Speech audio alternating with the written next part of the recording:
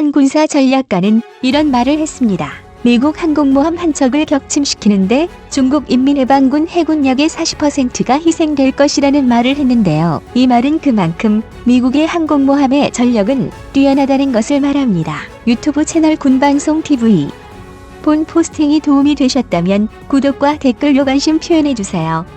시청해주셔서 감사합니다. 우리가 흔히 드라마나 영화에서 봤던 내용은 사실 과장이 많이 포함된 내용입니다. 영화 속의 내용과 달리 실제로 인공위성, 공격기, 레이더망을 총동원하더라도 계속 이동 중인 항모의 위치를 정확히 추적해 타격하기는 쉽지 않습니다. 또한 발견된다 하더라도 항모의 호위 전단을 뚫고 들어가기는 만만치 않습니다. 미 항모는 순양함, 구축함, 잠수함은 물론 정찰기, 대잠, 헬기 등의 호위를 받기 때문인데요. 또 가장 발전된 함대 방공망이라는 이지스 시스템을 통해 날아드는 적 미사일을 거의 정확히 요격할 수 있습니다. 그런데 강력한 미국 항모 전단에 대응하기 위해 군사력을 팽창시킨다는 말로 표현할 수밖에 없는 나라가 있습니다. 바로 중국입니다. 유튜브 채널 군방송 TV.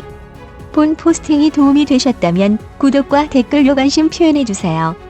시청해주셔서 감사합니다. 천문학적인 국방비로 점점 강해지고 있는 중국은 연 미국 군사력의 끝판왕이라 할 수 있는 항공모함을 격침시킬 수 있을까요? 미국의 항공모함은 대만에 대한 중국의 군사적 공격을 저지하기 위해 번번이 배치됩니다. 이로 인해 중국에게 미국의 항공모함은 항상 골칫거리였습니다. 일반적으로 미국의 항공모함은 절대 독자적으로 행동하지 않습니다. 보통 항모전단은 캐리어 BATTLR 그룹 항모를 호위하는 수많은 군함들과 잠수함들이 약 500km 이내 주변을 포진하고 있습니다. 항공모함을 호위하는 군함들도 보통 군함이 아니라 이지스함과 프리기탐입니다. 만약 방심을 틈타 중국이 항공모함 근처까지 접근하였다고 가정을 해도 항공모함 자체적으로 펜만한 원거리, 근거리, 초근접거리의 위협에도 대응이 가능합니다. 항공모함의 설계 시 어뢰 미사일 등의 피격에 대비하여 좌현, 우현의 세겹 방호 철갑과 피침의 침수를 대비하여 충분한 격시를 확보하고 있습니다. 또한 400km 이상의 원거리 공격과 방어는 함재기 슈퍼호넷이 담당하고 100km 이내의 근거리 방어는 램이 담당하며 20km 이내의 초근접거리 경우 필렁스, 골키퍼 등의 CIWS 체제를 갖추고 있습니다. 만약에 미국의 방공망을 뚫고 전투기로 접근한 경우라더라도 항공모함 자체의 조기 경보기와 첨단의 인공위성 정보를 바탕으로 수백 킬로미터부터 피하 식별을 합니다. 적으로 판단되면 F-18 슈퍼호넷 전투기가 발진하여 위험을 사전에 차단합니다. 반면 해저에서의 공격은 항모전단 자체의 소나에 탐지되며 항모전단의 호위함 및 호위 잠수함에 의해 2중 3중으로 탐지되어 근접이 거의 불가능합니다. 항공모함은 어린이 기만을 위한 어린 음향 대응 시스템과 대잠 헬기도 탐지하고 있습니다. 그렇지만 2중 3중의 방어막을 겹겹이 치더라도 미국의 항공모함에도 약점은 존재합니다. 유튜브 채널 군방송 TV. 본 포스팅이 도움이 되셨다면 구독과 댓글로 관심 표현해주세요. 시청해주셔서 감사합니다. 항공모함을 더욱 강력하게 하는 것은 항상 팀을 이루어 작전하는 순양함과 구축함, 잠수함입니다. 항공모함은 항상 순양함 한 척 이상을 두고 팀을 이루는 것이 기본입니다. 통상 항모는 이지스 순양함, 구축함 등 수상함의 지원과 함께 수중의 공격 원자력 잠수함까지 함께 작전을 펼칩니다. 이는 항모 혼자서는 자체 함재기들을 고려한다고 해도 대공 방어 능력이나 대잠 능력에 취약하기 때문입니다. 그래서 항모를 호위하는 이지스함의 전투 체계는 동시에 천여 개의 표적 탐지 추적이 가능하고 그중 20개의 표적을 동시에 공격할 수 있습니다. 하지만 이런 항공모함과 호위함들의 이지스 전투 체계가 생각만큼 완벽하지 않습니다. 중국에서는 미국의 항모전단 방공 체계를 무력화하기 위한 수단으로 100대 이상의 저가 무인기를 한 번에 띄우거나 값싼 크루즈 미사일을 무더기로 쏟아부어 이지스 전투 체계의 방공 능력을 초과시키는 방법도 연구하고 있기 때문인데요. 실제로 중국이 저 방법으로 공격한다면 항공모함을 지키는 호위 함정들의 대항력이 떨어지면서 항공모함의 대공 능력도 약화될 수밖에 없다는 연구 결과가 나왔습니다.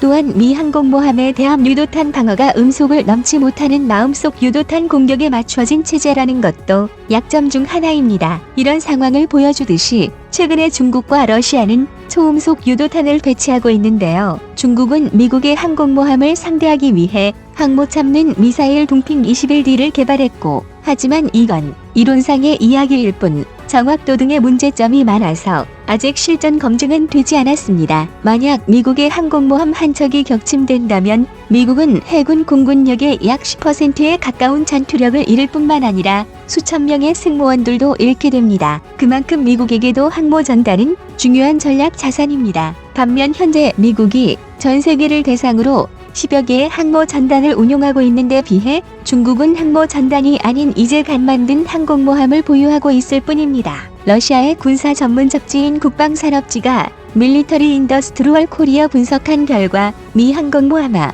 이끄는 함대가 중국 영해로 들어가면 중국 해군은 대함미사일을 탑재한 구축함 10척과 미사일정 40척을 우선 투입하여 게릴라 전술로 미 함대를 괴롭히려 할 것으로 예측했습니다. 또한 중국이 미국에 격침하려면 중국 해군 전력의 30에서 40%가 소진될 것이라고 예상했습니다. 이는 항모전단이 아닌 항공모함 한 척입니다. 현재 서태평양을 관할하는 미 해군 7함대엔 항모 조지 워싱턴함을 비롯해 60에서 70척의 군함이 배속돼 있고 18척은 일본과 감에 상시 배치되어 있으며 긴급 사태가 된다고 하면 6에서 7척의 항모를 추가로 투입할 수 있습니다. 결론적으로 중국은 미국의 항공모함 한 척도 격침시키는 건 매우 어려울 것으로 보이며 미국의 항모전단 2에서 3개 정도만 출격해도 막을 잇는 나라는 이 지구상에 아직 없다는 것입니다. 그런데 현재 중국은 이런 무모한 도전을 진행 중에 있습니다. 중국은 많은 물량으로 미 항모를 견제한다는 계획을 갖고 있습니다. 한편 중국의 이런 계획을 세계 군사 전문가들은